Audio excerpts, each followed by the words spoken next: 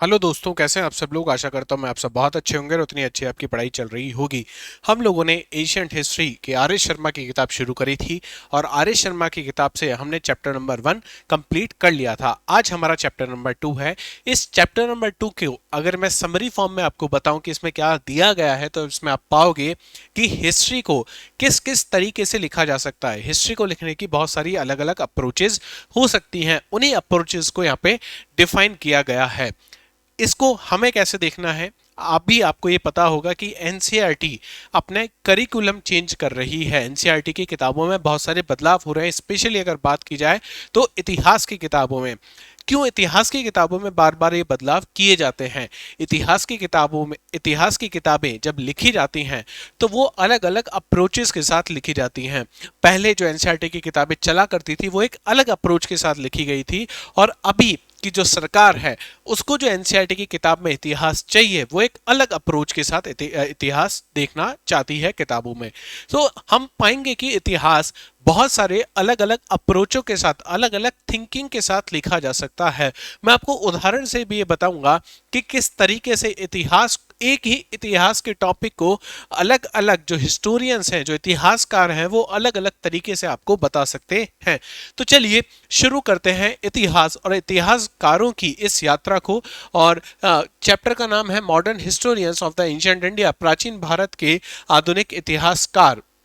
और ये chapter number हमारा 2 है। चैप्टर नंबर कौन सा है हमारा? 2। चलिए शुरू करते हैं।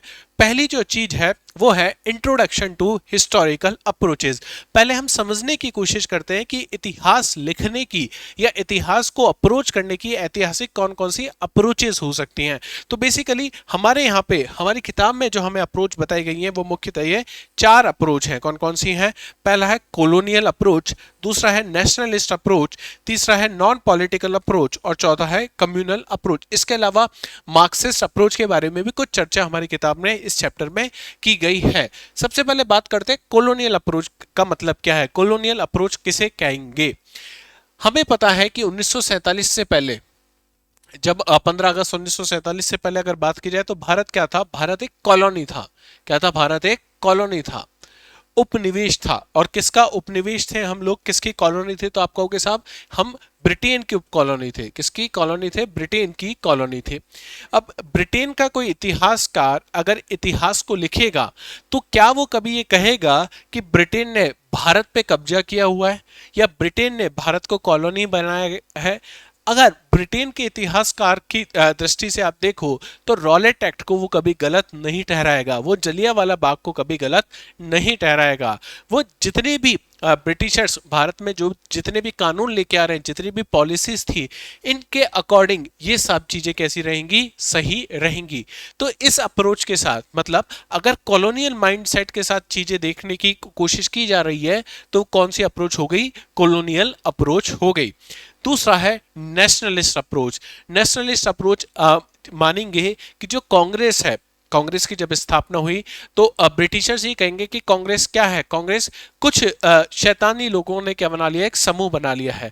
जबकि नेशनलिस्ट अप्रोच में क्या कहेंगे कि कुछ देशभक्ति जो लोग थे, जो चाहते थे कि देश को क्या मिले? आजादी मिले, उन लोगों ने अपना एक ग्रुप बनाया। तीसरा है नॉन पॉलिटिकल अप्रोच, जहां पे पॉलिटिकली आपको क्या देखने को मिलेगी? फ्रीडम देखने को मिलती है। माफ कीजिएगा। और लास्ट है कम्युनल अप्रोच। इतिहास को समझने के विभिन्न तरीके और ये दृष्टिकोण हमारे अतीत की समझ को आकार देते हैं। इसी से हम लोग डिसाइड कर पाते हैं कि ये जो एक इंसिडेंट हुआ है, जो एक गतिविधि हुई है, उसको मैं कितनी अलग अलग दृष्टि से देख सकता हूं, और वो ये दृष्टि प्रदान आपको करेंगी ये सारी अप्रोचेस। अब ये सारी अप्रोचेस मैटर क्यों करती है? Why different approaches matters, an overview of why it's important to understand different approaches to history. हम समझने की ये भी कोशिश करेंगे कि ये सारी अप्रोचेस जो हमने देखी, ये किस तरीके से हमको इतिहास समझने में एक महत्वपूर्ण भूमिका निभाती हैं। A single historical event can be interpreted differently by different historian। तो हम आगे देखेंगे। मैंने एक इंसिडेंट का एग्जांपल लिया जिसको हम कहते हैं 1857 की क्रांति। अब 1857 की क्रांति, एक नेशनलिस्ट हिस्टोरियन जिसके अप्रोच एक नेशनलिस्ट है, राष्ट्रवादी है, वो उस इतिहास की इस घटना को किस तरीके से देखेगा? कॉलोनियल अगर माइंडसेट का कोई व्यक्ति जो कॉलोनियल माइंडसेट से हिस्ट्री लिख रहा है वो किस तरीके से देखेगा। Understanding this helps avoid biased interpretation of the history. जब हम हर अप्रोच से एक इंसिडेंट को पढ़ लेते हैं तो हम ये समझ पाएंगे कि हम किसी न किसी के प्रति बायस नहीं हो। अगर ये कहा जा रहा है कि 1857 की क्रांति कुछ उपद्रवियों ने क्या मचाया था, शोर मचाया था, हल्ला मचाया था, तो एक कॉलोनियल माइंडसेट को दर्शा रहा है। अगर आपको बार बार केवल यही पढ़ा दिया जाए कि 1857 की क्रांति कुछ लोगों ने क्या की थी, आर्मी का एक सशस्त्र विद्रोह था और कुछ नहीं था, तो आपके दिमाग में चीज बैठ जाएगी कि आर्मी ने क्या किया था, विद्रोह किया था। लेकिन क्या 1857 की क्रांति केवल एक आर्मी का विद्रोह था या इससे बढ़ के कुछ था? इसको जानने के लिए हमें अलग अलग अप्रोच इसको समझना पड़ेगा कि उस समय का जो नेशनलिस्ट अप्रोच का व्यक्ति जो इतिहास लिख रहा है वो किस तरीके से उसमें आगे बढ़ रहा है। जब नॉन पॉलिटिकल लिखा जाएगा या मार्क्सिस्ट अप्रोच के साथ इतिहास को लिखा जाएगा तो किस तरीके से आगे बढ़ा जाएगा। ठीक है, नेक्स्ट चलते हैं, relation between approach and interpretation. Approach और इंटरप्रिटेशन के बीच में, दृष्टिकोण और व्याख्या के बीच में हम लोगों को इनका रिलेशन समझना पड़ेगा। Each approach influence how history is written. For example the revolt of 1857 is interpreted in the different ways. अब समझते हैं किस किस तरीके से लिखा जाता है। कॉलोनियल अप्रोच की अगर अपन बात करूं तो ये किसकी बात करेगा, कॉलोनियल अप्रोच से अगर मैं बढ़ूं, कॉलोनियल व्याख्या अगर मैं देखूं तो ये केवल मिलिट्री एस्पेक्ट को यहां पे दर्शाने की कोशिश करेंगे। जबकि नेशनलिस्ट अप्रोच को अगर मैं देखूं तो ये बताने की कोशिश करेगा emphasis on the independence struggle, कैसे यहां से स्वतंत्रता का संग्राम, यहां पे पहला एक बड़ा स्वतंत्रता संग्राम आपको यहां पे देखने को मिला। नॉन पॉलिटिकल अप्रोच से अगर मैं यहां पे देखूं इस इंसिडेंट को, they focus on the social and the economical factors. ये बताएगा कि केवल राजनीतिक कारण नहीं थे, इसके अलावा सामाजिक और आर्थिक कारण भी आपको 1857 की क्रांति के देखने को मिलते हैं। ठीक है, इसके बाद अगर अपन बात करें इंट्रोडक्शन टू मॉडर्न हिस्टोरियन, आधुनिक इतिहासकारों का परिचय। किन किन इतिहासकारों से किस किस अप्रोच से इतिहास को लिखा है वो समझने की कोशिश करते हैं। तो रोल ऑफ हिस्टोरियन, अब इतनी सारी अप्रोच तो समझ लिया, अब इनका रोल क्या होता है, इनकी भूमिका क्या होती है। Modern historians have shaped the understanding of ancient history through the methodological approaches. They bring clarity to the historical events and the reinterpret the sources. इन्होंने, हिस्टोरियन का काम क्या होता है, इतिहासकार का काम क्या है, इतिहासकार घटना को देखता है और घटना की व्याख्या करता है। अब जब घटना की व्याख्या होती है तो मैं जिन विचारधाराओं को मैं अपने दिमाग में लेके चल रहा हूं उसी विचारधारा के अनुरूप मैं क्या करूंगा, अपने उस घटना की व्याख्या को लिखूंगा। इसलिए आप देखोगे यूपीएससी मेंस में जब आंसर लिखे जाते हैं, चाहे क्वेश्चन आपसे एक ही पूछा गया है कि भाई 1857 की क्रांति के बारे में आप समझाइए, लेकिन आप पाओगे कि हर विद्यार्थी 1857 की क्रांति अपने अपने तरीके से बताता है। क्यों? क्योंकि सब एक ही विचारधारा को फॉलो नहीं करते, सब विद्यार्थी अलग अलग विचारधाराओं को फॉलो करते हैं और वो उसके अनुरूप 1857 की क्रांति को देखते हैं और उसकी व्याख्या करते हैं। आधुनिक इतिहासकारों ने ऐतिहासिक घटनाओं को स्पष्ट करने और स्रोतों की पुनर्व्याख्या करने के लिए अपने विभिन्न दृष्टिकोण से प्राचीन भारत की समझ को आकार दिया है। They emphasize critical analysis of the sources and bring new perspective of the Indian history, challenging the earlier colonial interpretation. तो आधुनिक इतिहासकारों ने क्या किया कि वो इतिहास जो कॉलोनियल माइंडसेट से लिखा गया था, वो इतिहास, भारत का वो इतिहास जो किसने लिखा था, अंग्रेजों ने लिखा था, उसको वापस से लिख के आपके सामने जो रियल अप्रोच होनी चाहिए थी वो लाने की कोशिश की है। वे स्रोतों की आलोचनात्मक विश्लेषण पर जोर देते हैं और भारतीय इतिहास पर एक नया दृष्टिकोण लाते हैं जो पहले के औपनिवेशिक दृष्टिकोणों को चुनौती देता है। तो अगर हम अपना इतिहास लिखेंगे, भाई आधुनिक इतिहास का मतलब ये तो हुआ कि भारत आजाद होने के बाद जो हम लोगों ने, भारतीय लोगों ने अपना इतिहास देखा और लिखा, यही तो आधुनिक इतिहास हुआ। अब इस आधुनिक इतिहास को आप पढ़ोगे और कॉलोनियल हिस्ट्री को आप पढ़ोगे, कॉलोनियल हिस्टोरियन की हिस्ट्री को आप पढ़ोगे तो आप पाओगे इन दोनों में क्या विरोधाभास आपको देखने को मिलेगा। क्यों? क्योंकि कॉलोनियल हिस्ट्री बार बार आपको ये बताने की कोशिश करेगी कि भारत का जो प्राचीन जो भारत का इतिहास है वहां इस बात पे बार बार जोर दिया जाएगा कि ये लोग कैसे नहीं थे, सभ्य लोग नहीं थे, ये सोशलाइज लोग नहीं थे भारत में। इसलिए अंग्रेजों को ब्रिटेन से चल के कहाँ आना पड़ा, ब्रिटेन से चल के अंग्रेजों को भारत में आना पड़ा, और भारत में हमको सभ्य होने की शिक्षा किसने दी, अंग्रेजों ने दी। ये बात कौन बताने की कोशिश करेगा, कॉलोनियल हिस्टोरियन बताने की कोशिश करेंगे। लेकिन जब आप आधुनिक इतिहासकारों को पढ़ोगे तो आपको बताएंगे कि नहीं, ना केवल हम लोग इनसे ज्यादा सभ्य थे, बल्कि जब ये लोग, इनका भूमि पे पटल हो रहा था, ये खाना सीख रहे थे, ये पीना सीख रहे थे, ये जानने की कोशिश कर रहे थे यूरोपियन देश कि किस तरीके से अनाज बोया जाता है। उस समय भारत की अगर बात करें तो उस समय भारत में हड़प्पा जैसे एक शहर की हमने स्थापना कर ली थी, जहां पे ना केवल हमको अन्न की जानकारी थी, बल्कि वहां पे अन्नाग्रह हमने देखे। ना केवल हमको रिलीजन की पहचान थी, बल्कि वहां पे हमने रिलीजियस प्रैक्टिसेस के लिए हमने बाथ बनाए हुए हैं, स्नानाघर बनाए हुए हैं। ना केवल हमें उस समय ड्रेनेज की बातें पता थी, बल्कि आप देखोगे हमारे ड्रेनेज पूरी तरीके से ढके हुए थे, हमारी सड़कें समकोण पर 90 डिग्री पर चला करती थी। तो ये सारी चीजें हमें उस समय जानते थे जब ये यूरोपियन जो देश थे वहां के लोग चीजें सीख रहे थे। उस समय हमारे यहाँ पे एक पूर्ण दृष्टि से जो डेवलप एक शहर था वो हमने यहाँ पे देखा है। तो ये मॉडर्न हिस्टोरियन आपको बताने की कोशिश करते हैं। Early historians of the ancient history, प्राचीन भारत के प्रारंभिक इतिहासकार की अगर अपन बात करें तो उसमें एक नाम आपको देखने को मिलेगा, जेम्स मिल। जेम्स मिल, अब नाम से पता लग रहा है कि ये इतिहासकार भारत का इतिहासकार तो नहीं है। अब इसकी हिस्ट्री की समझ को हम समझने की कोशिश करते हैं। It divided Indian history into the three periods, Hindu, Muslim and the British. तो जेम्स मिल क्या करता है कि भाई भारत के इतिहास को तीन भागों में विभाजित कर देता है। कौन कौन से तीन भाग होंगे, पहला जहाँ पे हिंदुइज्म आपको देखने को मिलेगा, दूसरा आपको मुस्लिम जहाँ पे इन्विजन देखने को मिलेगा, तीसरा ब्रिटिशर्स आपको जहाँ देखने को मिलेंगे। आज की दृष्टि से अगर मैं आपको बताने करूं तो ये यहाँ पे एंशिएंट आपको देखने को मिल रहा है, जहाँ पे आप चंद्रगुप्त के बारे में पढ़ते हो, हर्षवर्धन के बारे में पढ़ते हो, मौर्यों के बारे में पढ़ते हो, तो नाम अगर आप देखोगे तो सारे हिंदू नाम आपको यहाँ पे देखने को मिलेंगे। जब आप इब्ने बतूता के बारे में पढ़ते हो, दिल्ली सल्तनत के बारे में पढ़ते हो, बाबर हुमायूं के बारे में पढ़ते हो, तो आप मिडाइवल हिस्ट्री की आप बात करते हो। और जब आप रॉबर्ट क्लाइव के बारे में जानने की कोशिश करते हैं, मेयो के बारे में जानने की कोशिश करते हैं, रॉलेट एक्ट के बारे में जानने की कोशिश करते हैं, तो वो कौन सा हिस्ट्री है, वो मॉडर्न हिस्ट्री है। तो ये कौन हमें बता के गया है, जेम्स मिल बता के गया है। His framework was heavily criticised for being biased and the Eurocentric. अब जो बात मैं आपको बताने की कोशिश कर रहा था वो आप यहाँ पे समझोगे। उनके दृष्टिकोण को पक्षपाती और यूरोपियन केंद्रित होने के कारण आलोचना का सामना करना पड़ा। क्यों यूरोपियन केंद्रित होगा, नाम क्या है, जेम्स मिल। तो ये इतिहास को कहां पे केंद्रित करके रखेगा, ये हर बार ये बताने की कोशिश करेगा कि यूरोप कितना महान है। इसी तरीके से एक और नाम हम देखेंगे यहाँ पे, विलियम जोन्स का। अब विलियम जोन्स क्या करेगा, founded the Asiatic society and studied ancient Indian text.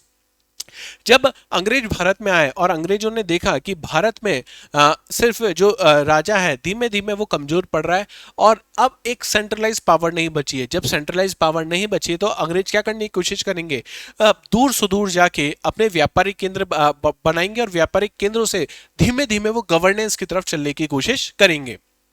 इसी तरीके से जब गवर्नेंस शुरू होता है और 1773 में पहली बार अपना एक्ट लेके आते हैं जिसका नाम है रेगुलेटिंग एक्ट, उसके बाद ये समझे कि भारत में अगर कानून व्यवस्था आपको बनानी है तो कानून व्यवस्था भारत में, वो कानून व्यवस्था ब्रिटेन से थोड़ी अलग होगी। कैसे अलग होगी, अंग्रेजों ने क्या करना शुरू करा कि हिंदू जो लॉ थे, मुस्लिम जो लॉ थे, उनको पढ़ना शुरू किया। अब हिंदू लॉ और मुस्लिम लॉ अगर पढ़ने हैं तो आपको हिंदुइज्म के क्या करने पड़ेंगे, ग्रंथों को पढ़ना पड़ेगा, हमारे उपनिषदों को, वेदों को पढ़ना पड़ेगा। और सिमिलरली अगर आपको मुस्लिम लॉ के बारे में जानना है तो आपको इस्लाम धर्म की सभी किताबों के बारे में जानकारी होनी चाहिए। अब इसको जानने के लिए अंग्रेजों ने क्या किया, अपनी एक सोसाइटी बनाई और उस सोसाइटी का नाम क्या रखा, एशियाटिक सोसाइटी। इन्होंने क्या करा, they studied the ancient Indian text including Sanskrit. His contribution laid the ground work for the study of Indian history from the western perspective. तो अभी तक जब हम वेद पढ़ते थे, जैसे ऋग्वेद की बात करें या अथर्ववेद की बात करें, तो हम भारतीय दृष्टिकोण से पढ़ते थे उसको। लेकिन अंग्रेजों ने जब ये पढ़ा, और किस लिए पढ़ा, मैंने आपको बताया कि उनको क्या करना था, उनको एडमिनिस्ट्रेशन करना था, उनको गवर्नेंस करनी थी यहाँ पे, ठीक है। अब अगर एडमिनिस्ट्रेशन और गवर्नेंस पढ़ना है तो एक वेस्टर्न पर्सपेक्टिव की तरह से इन्होंने इन सारे टेक्स्ट को पढ़ा। These early historians often imposed European framework on India's history, ignoring the indigenous perspective। बहुत ही बारीक लाइन है जिसको आपको समझने की आवश्यकता है कि भाई क्यों हम in early historian specially James मिल और विलियम जोन्स का क्रिटिसिज्म क्यों करते हैं हम लोग। क्रिटिसिज्म इसलिए करते हैं क्योंकि इन आधुनिक इतिहासकारों ने भारतीय इतिहास को अक्सर यूरोपीय ढांचे में ढाला और स्वदेशी दृष्टिकोणों की क्या करी, अनदेखी करी। इन्होंने समझा ही नहीं कि जो भारत में जो वेद लिखे गए हैं ये कोई कॉन्स्टिट्यूशन नहीं है जो ब्रिटेन में, जिस तरीके से ब्रिटेन ने अपने रूल्स एंड रेगुलेशंस और कस्टम के आधार पे उन्होंने अपने कानून बनाए, ये उस तरीके का कोई कस्टम नहीं था। ये हमारे क्या थे, हमारे उपनिषद है, हमारे वेद है, हमारे वेदांग है, जिनसे फिलॉसफीज निकली हैं। इन सबको इन्होंने क्या किया, क्रिटिसाइज किया और इन सबको अनदेखा किया किन्होंने, अर्ली हिस्टोरियंस से। उसके बाद colonial historians and their influence. अब समझने की कोशिश करते हैं कि ये लोग लिख के तो चले गए लेकिन अब इसका इन्फ्लुएंस क्या रहा। कॉलोनियल पर्सपेक्टिव हमारे सामने आया, एक दृष्टिकोण हमारे सामने आया। क्या दृष्टिकोण आया? औपनिवेशिकवाद दृष्टिकोण। ये क्या कहता है? Colonial historians viewed India's history through the lens that justify British colonial rule. तो एक बात समझो आप कि इंडिया पे आप लोगों ने, ब्रिटिशर्स लोगों ने क्या कर लिया, कब्जा कर लिया और इंडिया को एक कॉलोनी बना लिया। अगर ये इतिहास में ये बात लिखते कि भारत को कॉलोनी बनाना एक गलत स्टेप था, तो इतिहास जो भी बाद में पढ़ता वो किसको गाली देता, किसको अपशब्द कहता? वो कहता कि यार ब्रिटेन ने जो काम किया ये गलत काम किया। तो इनको ये बात सही ठहरानी थी कि हमने इंडिया को, या मैं कहूं भारतीय उपमहाद्वीप को जो अपना कॉलोनी बनाया, ये चीज सही थी। तो बार बार इन्होंने ये चीज यहाँ पे लिखी और ये चीज यहाँ पे बताई जा रही है। देखो, औपनिवेशिक इतिहासकारों ने भारत के इतिहास को इस रूप में देखा जो ब्रिटिश उपनिवेशी शासन को सही ठहराता हो। उन्होंने भारत के अतीत को स्थिर और पिछड़ा माना। ये कहा कि भारत के अतीत में तो कोई विकास हुआ ही नहीं, ये कैसा था, स्थिर था और कैसा था, पिछड़ा था। जबकि यूरोप में क्या थी उस समय, प्रगति थी। लेकिन इन रियलिटी आप पाओगे कि ये चीजें बहुत यहां से अलग थी। तो पहला क्रिटिसिज्म यहाँ पे है किसका, कॉलोनियल पर्सपेक्टिव का।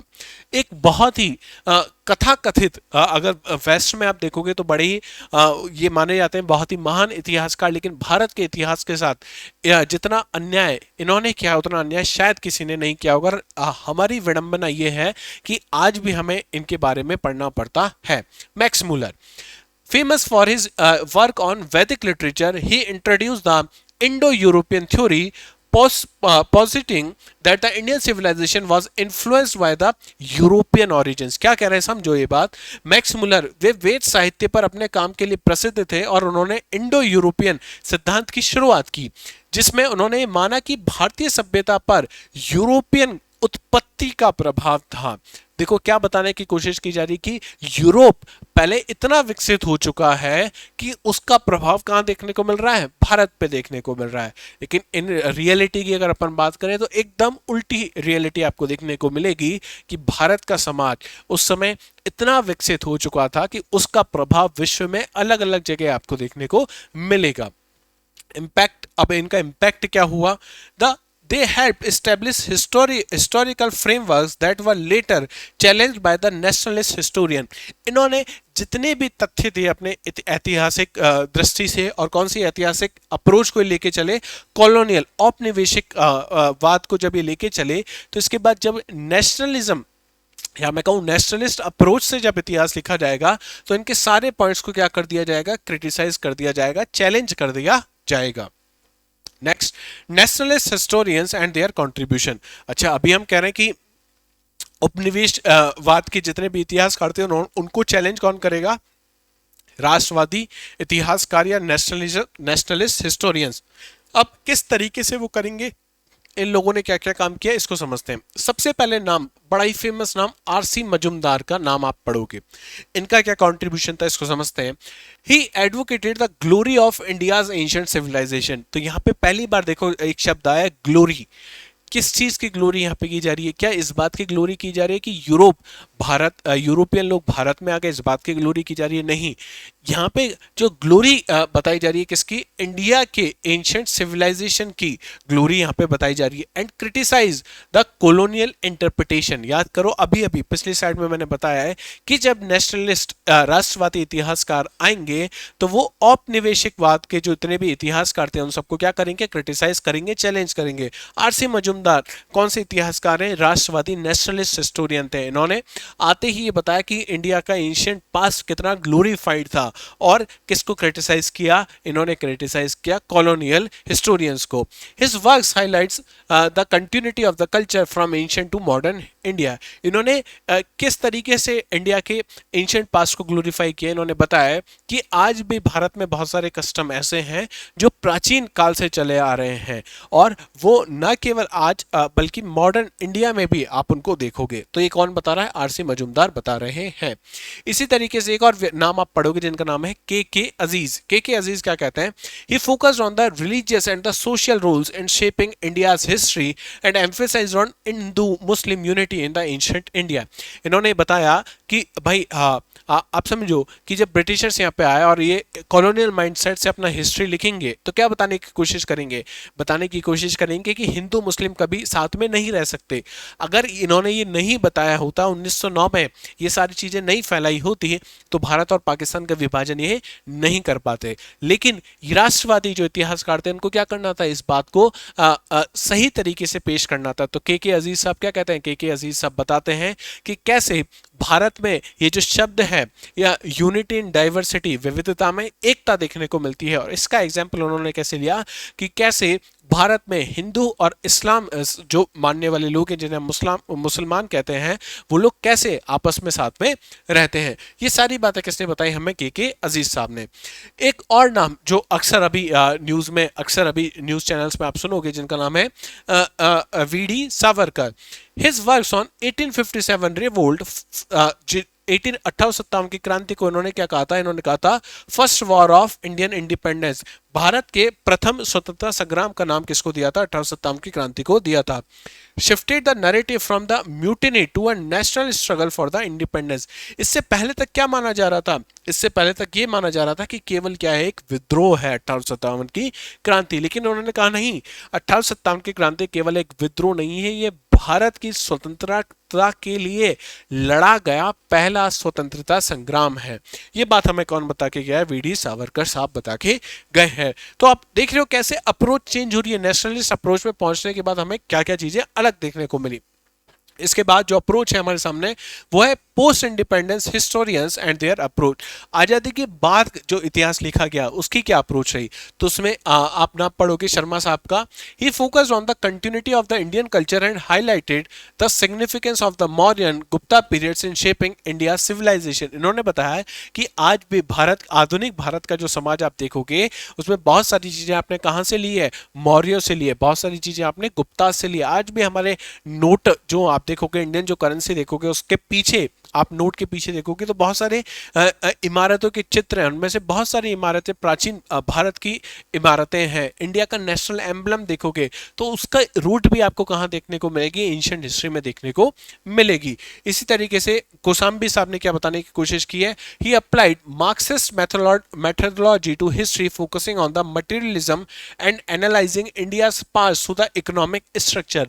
तो कोसाम्बी जी जो थे, इन्होंने किस तरीके से इंडिया की हिस्ट्री को बताई? मार्क्सिस्ट तरीके से इंडिया को बताई। इसका मतलब किस तरीके से जो जितने भी रिसोर्सेज थे, नेचुरल रिसोर्सेज थे, उनका डिस्ट्रीब्यूशन कैसे रहा, किस समय कैपिटलिज्म बहुत ज्यादा था, फ्यूडलिज्म बहुत ज्यादा था। तो इन्होंने अल्टीमेटली जो इतिहास था उसको इकोनॉमी, अर्थव्यवस्था की दृष्टि से देखने का प्रयास किया। और लास्ट में बिपिन चंद्रा ने he focus on the economic and the social forces, आर्थिक और सामाजिक चीजों पर इन्होंने ध्यान दिया। Particularly the role of the working class in India history and independence movement. जैसे यूपीएससी ने बहुत बार सवाल भी पूछा है कि इंडिया की जो वर्किंग क्लास थी, जो लोग लेबर क्लास जो था इंडिया का, उसका क्या रोल था फ्रीडम स्ट्रगल में। तो यहाँ पे ये वाली इस अप्रोच को लेकर कौन आगे बढ़ा था?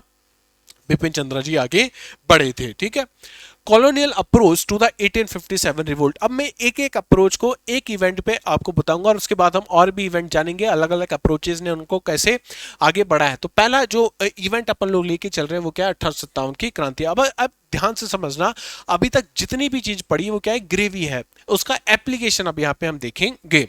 कौन सी अप्रोच है? सबसे पहले कॉलोनियल अप्रोच। किसके बारे में बताएगा? 1857 की क्रांति में हमें बता रहा है। Colonial historians viewed the 1857 revolt as a mutiny or the rebellion rather than a national struggle for independence। तो 1857 की क्रांति को जो कॉलोनियल इतिहासकार थे या औपनिवेशिक दृष्टिकोण क्या मान के चल रहा है, ये मान के चल रहा है कि 1857 के विद्रोह को या तो विद्रोह मानेगा या क्या मानेगा, बगावत मानेगा। क्या नहीं मान रहा है ये कि स्वतंत्रता के लिए कोई राष्ट्रीय संघर्ष है। ठीक है, किस तरीके से इन्होंने ये बात अपनी प्रूव करी? एक इनके इतिहासकार है Thomas Macaulay. Thomas Macaulay viewed the revolt as a temporary military mutiny and emphasized the lack of unity and the chaotic nature। Thomas Macaulay ने क्या किया? विद्रोह को अस्थायी सैन्य बगावत के रूप में माना। तो ये इस बात को मानने के लिए तैयार ही नहीं थे। 1857 की क्रांति जो है ये पहला स्वतंत्रता संग्राम है।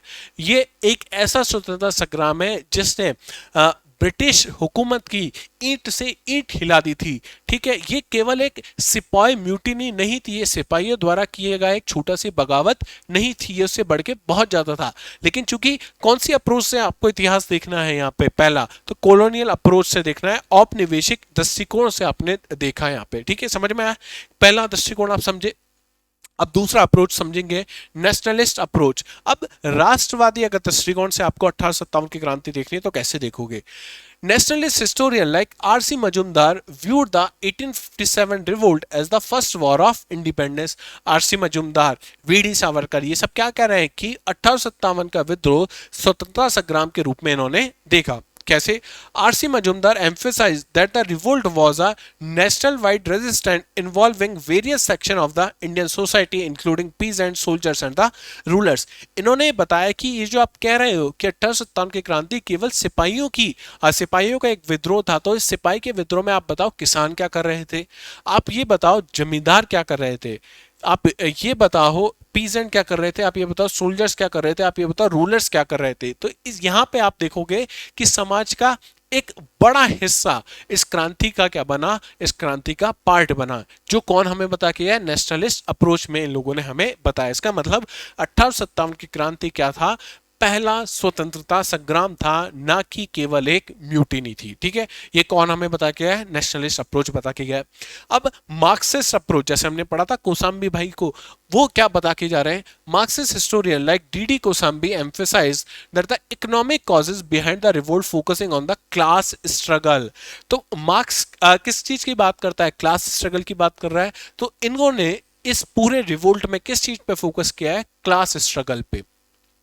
डी कोसाम्बी जैसे इतिहासकारों ने विद्रोह के पीछे के आर्थिक कारणों को उजागर किया और वर्ग संघर्ष पर ध्यान केंद्रित किया। कैसे इन्होंने बताया? देखो, he argued that the revolt was a response to the economic exploitation by the British with both peasants and the soldiers dissatisfied with the colonial rule।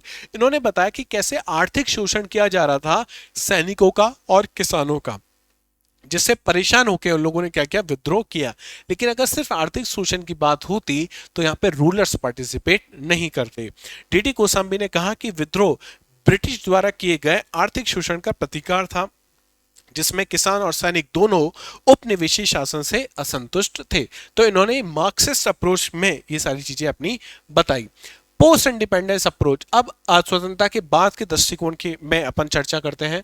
तो post independence historians focus on the social, cultural and economic aspect that influence the revolt. तो यहाँ पे हमने अलग अलग aspect देखे। जब भी आप इतिहास के स्पेशली 1857 की क्रांति के बारे में अगर मैं बताऊं, आप जब भी उत्तर लिखते हो तो इसी तरीके से लिखते हो ना कि इकोनॉमिक कारण क्या थे, सोशल कारण क्या थे, रिलीजियस कारण क्या थे, ये सारी चीजें, पॉलिटिकल कारण क्या थे, ये सब चीजें आप बताते हो। तो वो सारी चीजें कौन सा दृष्टिकोण है? पोस्ट इंडिपेंडेंस अप्रोच के तहत हम बताते हैं। जैसे शर्मा जी ने बताया, it discuss how the revolt was not only only a military conflict but also a cultural resistance. अब ये देखो एक नया एंगल निकल के आता है कल्चरल रेजिस्टेंस का against the colonial rule, emphasising the desire to preserve Indian culture. यहाँ पे बात की जा रही है कि 1857 की क्रांति केवल ये नहीं था कि अंग्रेज शोषण कर रहे हैं, बल्कि अंग्रेज हमारे इतिहास को, हमारे कल्चर को, हमारी संस्कृति को समाप्त कर रहे हैं। और एक चीज जन्मी कि नहीं, हमें हमारे कल्चर को बचाना है, प्रिजर्व करने की कोशिश यहाँ पे करनी है। तो ये बात पोस्ट इंडिपेंडेंस अप्रोच में आप देख सकते हो। ठीक है, अब एक एक करके मैं कुछ और एग्जांपल बताऊंगा। यहां से आपकी जो बायसनेस होती है ना, यूपीएससी में एंटर करने से पहले, इस इतिहास की किताब को पढ़ने से पहले वो बायसनेस खत्म होनी चाहिए। तो वो किस किस तरीके से बायसनेस बढ़ती है वो यहां पे आपको बताया गया है। पहला, in this section we will analyse historical events through the different approaches like colonial, national, non political and communal. अलग अलग तरीके से हम लोग पढ़ेंगे इसमें। ठीक है, सबसे पहले कॉलोनियल अप्रोच के बारे में पढ़ते हैं। और कॉलोनियल अप्रोच का पहला जो इवेंट मैंने लिया है, the decline of the Mughal empire, कि मुगल साम्राज्य का जो पतन हो रहा है उसको अगर मैं कॉलोनियल माइंडसेट से इतिहास में लिखना चाहूंगा या पढ़ना चाहूंगा तो किस तरीके से वो दिखेगा। British historians in the colonial era portrayed that the decline of Mughal Empire as a result of internal weakness। क्या बताया कि मुगल एम्पायर क्यों, इसका पतन क्यों हुआ, क्योंकि इंटरनल, आंतरिक रूप से बहुत ज्यादा कमजोर हो गया था, एंड एक्सटर्नल इन्वेजन, और बाहर से बार बार क्या हो रहे थे, आक्रमण हो रहे थे। They emphasise the India's lacked political unity and was in chaos before British rule. तो क्या बताने की कोशिश की जा रही है कि जब तक यहाँ पे ब्रिटिशर्स नहीं आए तो उससे पहले यहाँ पे क्या था, कियोस था, अफरा तफरी मची हुई थी। आंतरिक रूप से बहुत कमजोर शासन हो चुका है, बाहरी रूप से बाहर से लगातार आक्रमण क्या हो रहे हैं, और इस वजह से ब्रिटिशर्स को क्या संभालना पड़ा, एडमिनिस्ट्रेशन संभालना पड़ा। ये कौन बता रहा है, ये कॉलोनियल माइंडसेट से मैंने आपको चीजें बताई है। The collapse of the Mughal empire was seen as the inevitable due to the inefficiency and corruption within the empire. इन्होंने कहा कि ये तो होना ही था। क्यों होना था, क्योंकि जो मुगल एम्पायर था इसके पास क्या नहीं बचा था, मुगल एम्पायर के पास इनएफिशिएंसी हो गई थी और करप्शन हो गया था। ठीक है, ये सारी चीजें कौन बता के जा रहा है, कॉलोनियल अप्रोच में बता के जा रहे हैं। अगर ये यहाँ पे एक बात भूल गए, कौन सी शक्ति को यहाँ पे भूल गए, छत्रपति शिवाजी महाराज की शक्ति को भूल रहे हैं यहाँ पे। अगर ये मराठा एम्पायर को यहाँ पे बता दे तो इनकी ये जो माइंडसेट था कि इंडिया में कियोस मचा हुआ था, वो फुलफिल नहीं हो पाता। तो वो सारी चीजें नेगलेक्ट करके केवल अपनी चीज को यहाँ पे बात मनवाने की कोशिश की जा रही है। ठीक है, दूसरा, रिवोल्ट ऑफ 1857 को भी फिर से अगर कॉलोनियल माइंडसेट के साथ आप पढ़ोगे तो British colonial historians viewed the revolt of 1857 as a mutiny by few discontent soldiers, not as a national uprising. इन्होंने क्या कहा है, इन्होंने कहा है कि सैनिकों का विद्रोह माना जाए केवल, ना कि एक राष्ट्रीय उथल पुथल माना जाए। ठीक है, 1857 की क्रांति को लोग कह रहे हैं। The British presented the revolt as a small scale military rebellion, neglecting the participation of the peasant, artisans and the local rulers. अगर ऐसा ही होता, अगर कॉलोनियल माइंडसेट सही होता तो फिर ईस्ट इंडिया कंपनी से आपने रूल क्यों ले लिया, और 1857 के बाद जो भी कानून व्यवस्था थी वो सब किसको दे दी गई, ब्रिटिश पार्लियामेंट को दे दी गई। ऐसा क्यों किया गया, इस बात का जवाब इनके पास नहीं है। किस अप्रोच के पास, कॉलोनियल अप्रोच के पास नहीं है। ठीक है, इन्होंने क्या बताया कि ब्रिटिशों ने विद्रोह को एक छोटे पैमाने पर सैन्य विद्रोह बताया और किसानों, कारीगरों और स्थानीय शासकों की भागीदारी को क्या कर दिया, अनदेखी कर दिया। एक और इवेंट मैं लेके चला हूं यहाँ पे, British colonial rule in India. अब देखो, ब्रिटिश कॉलोनियल रूल, हम जानते हैं कि भारत से इन्होंने केवल क्या किया, लूटपाट की है। ठीक है, बहुत लूटा इंडिया से, इतना लूटा कि आज ब्रिटेन की जो जीडीपी है, ये 10 साल तक भी इस जीडीपी से हमें कमा के दें तो हमारा जितना सामान इन्होंने लूटा है वापस नहीं दे पाएंगे। लेकिन फिर भी इस अप्रोच को से समझते कि ये क्या मानते हैं कि ब्रिटिश कॉलोनियल रूल में भारत में इन्होंने क्या क्या किया। British historian justified their rule by the portraying India as a civilising mission. They emphasize the need for the British governance to bring order to a chaotic land। ये क्या करने की कोशिश करें, समझो। और इस बात से हमें समझ में आएगा कि इन लोगों की सोच कितनी नीची है, किसकी, कॉलोनियल अप्रोच से जो हिस्ट्री लिखते हैं या जिन्होंने लिखी है। ब्रिटिश इतिहासकारों ने अपने शासन को सभ्य बनाने के मिशन के रूप में देखा। किसे सभ्य बनाना है, भारतीयों को सभ्य बनाने निकले थे ये लोग। इन्होंने इस बात से सही ठहराया, उन्होंने यह बताया कि ब्रिटिश शासन के बिना भारत में क्या थी, अराजकता थी। ये हमको अराजकता से मुक्त कराने आए थे। ठीक है, इनकी माने तो इनको ये नहीं पता, जब ये लोग पैदा भी नहीं हुए थे उससे पहले हमारे यहाँ पे संस्कृत में इतने बड़े बड़े वेद लिखे जा चुके थे। ये जब शुरू कर रहे थे चीजें, तब हमारे यहाँ पे अर्थशास्त्र जैसी किताबें लिखी जा चुकी थी। लेकिन ये जब अपनी घर में बनाने की कोशिश कर रहे थे, उससे पहले हमारे यहाँ पे अजंता और एलोरा में इतनी महान इमारतें बन चुकी थी, इतनी महान मंदिर बन चुके थे, गुफाएं बन चुकी थी। इनको ये बात नहीं पता है। ब्रिटिशों को उन आवश्यक सुधारों, शिक्षा और बुनियादी ढांचे को लाने के रूप में देखा गया, हालांकि उपनिवेशी शासन शोषणकारी था।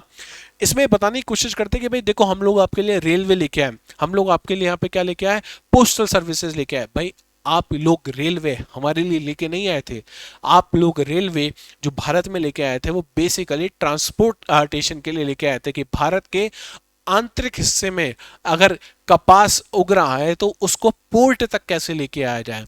तो जब पोर्ट तक उसको लाना है, बंदरगाहों तक उसे लाना है, तब उसके लिए आपको रेलवे की आवश्यकता पड़ी। आपने जो पोस्टल सर्विसेज चालू की वो हमारे लिए चालू नहीं की थी शुरुआती में, आपने पोस्टल सर्विस इसलिए चालू करी ताकि आप ये पता कर पाओ कि इस क्षेत्र में कहीं अंग्रेजों के खिलाफ कोई बगावत जैसा कोई सुर तो नहीं गूंज रहा। अगर ऐसा हो रहा है तो आपको पहले सूचना मिल जाए, ताकि आप लोग जो फौज लेके वहां पे पहुंच जाओ। इसलिए आपने सब चीजें की। ठीक है, तो ये हमने देखा कौन सी अप्रोच थी, कॉलोनियल अप्रोच। अब समझते हैं नेशनलिस्ट अप्रोच के इवेंट को समझने की कोशिश करते हैं कि नेशनलिस्ट अप्रोच से किस तरीके से इवेंट लिखे जा सकते हैं। तो पहला इवेंट फिर से 1857 की क्रांति को हम देखते हैं।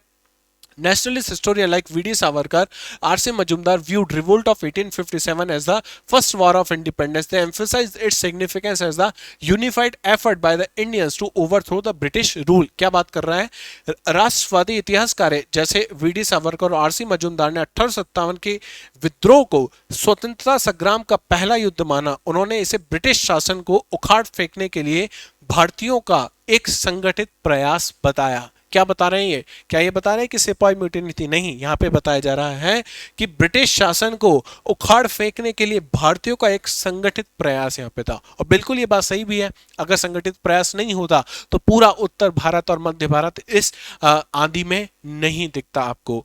पूरा उत्तर भारत और मध्य भारत के किसान, रूलर, जमींदार, पीजेंट, सोल्जर्स आपको इसका पार्टिसिपेट बनते हुए नहीं दिखते। महिलाएं, वर्किंग क्लास, लेबर क्लास, सब लोगों ने इसमें पार्टिसिपेट किया था। ठीक है, सेकंड इवेंट यहां पे देखो, the rise of Indian national Congress. National Congress जो बना हमारा और उसका उदय होता है, उसको एज अ नेशनलिस्ट अप्रोच कैसे देखेगा? Nationalist historians highlighted the formation of the Indian Congress as a pivotal movement in India's struggle for independence. The INC, founded in 1885, was seen as the first organized effort to unite Indians for the self rule. ठीक है, ये important है self rule के लिए कि क्या करना है, स्वराज करना है। ठीक है, राष्ट्रवादी इतिहासकारों ने भारतीय राष्ट्रीय कांग्रेस के गठन को भारत के स्वतंत्रता संग्राम के महत्वपूर्ण क्षण के रूप में बताया। कि अगर आईएनसी, वैसे तो आईएनसी से पहले भी बहुत सारे संगठन थे भारत में, लेकिन एक बड़ा और एक महत्वपूर्ण संगठन कब बनता है? 1885 में आईएनसी के रूप में निकलता है, और भारतीयों को एकजुट करने के लिए पहला संगठित प्रयास माना गया। तीसरा, क्विट इंडिया मूवमेंट जो 1942 में आप देखते हो, भारत छोड़ो आंदोलन, ये नेशनलिस्ट अप्रोच से आप कैसे देखोगे? It is led by the Mahatma Gandhi, seen as the climax of the nationalist struggle for independence. जब करो या मरो का नारा दिया गया तो ये क्या था? क्लाइमैक्स था, अंत था। The movement unified people across India with mass participation against British rule. तो भारत छोड़ो आंदोलन जो गांधी जी के नेतृत्व में किया गया, ये स्वतंत्रता संग्राम के उत्कर्ष के रूप में देखा गया, सबसे क्लाइमैक्स में था।